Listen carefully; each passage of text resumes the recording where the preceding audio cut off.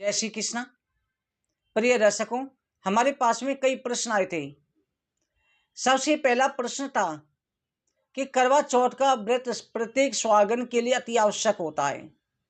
यहाँ तक कि कुंवारी कन्याएं भी अपनी सुंदर पति की प्राप्ति के लिए व्रत रखती हैं।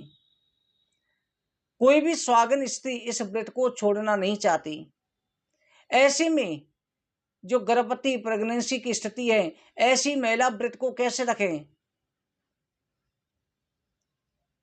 उनके मन में शंका रहती है कि व्रत रखें तो बच्चे को परेशानी, ना रखें तो ये कहीं दोष नहीं लग जाए।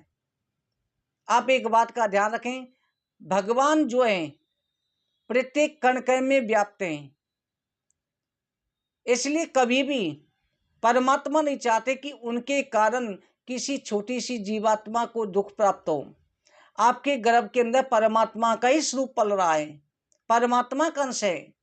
आप डॉक्टरी सलाह लें, डॉक्टर मना करते हैं, बच्चे को परेशानी का डर है, तो करवा चौथ का व्रत आप लिक्विड पर रखें। अन्न नहीं खाएं, फल नहीं खाएं, आप लिक्विड पी करके इस व्रत को रख सकती हैं। अगर बीमार हैं, दवाई लेना अति आवश्यक है, बड़ी बीमारी है, सामर्थ नहीं है, तब भी लिक्विड पी करके दवाइयां ले सकती हैं। इस व्रत को रखें, इस प्रकार से व्रत रखें, दोनों ही व्रत पूर्ण हो जाएंगे। जल ना पिएं, जल रात्रि काल को चंद्रमा को अर्घ्य दे के पी लें, पर लिक्विड के सारी दवाई ले सकते हैं। लिक्विड पी करके, जूस वगैरह पी करके आप रखें, इस प्रकार से रखें। दूसरा, जो सूतक पातक में अगर शादी की पहली बार रख रहे हैं, सूतक पातक है, तब इस व्रत को शुरू नहीं करते, शुक्र अष्टमी में भी शुरू नहीं करते।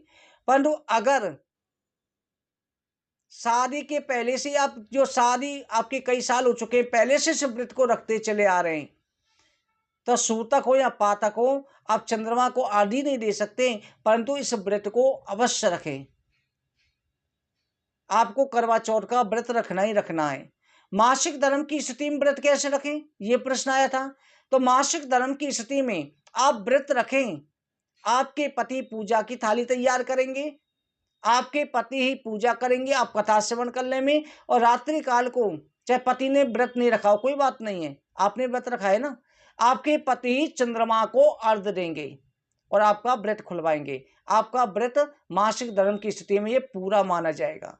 इस प्रकार से व्रत को रखें।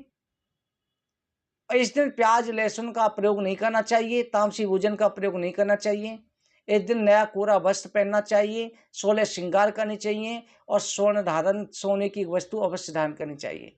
उम्मीद है आपको ये जानकारी अच्छी लगी होगी। इसी प्रकार की जानकारी के साथ आगे की वीडियो में मिलते हैं। जय श्री कृष्ण।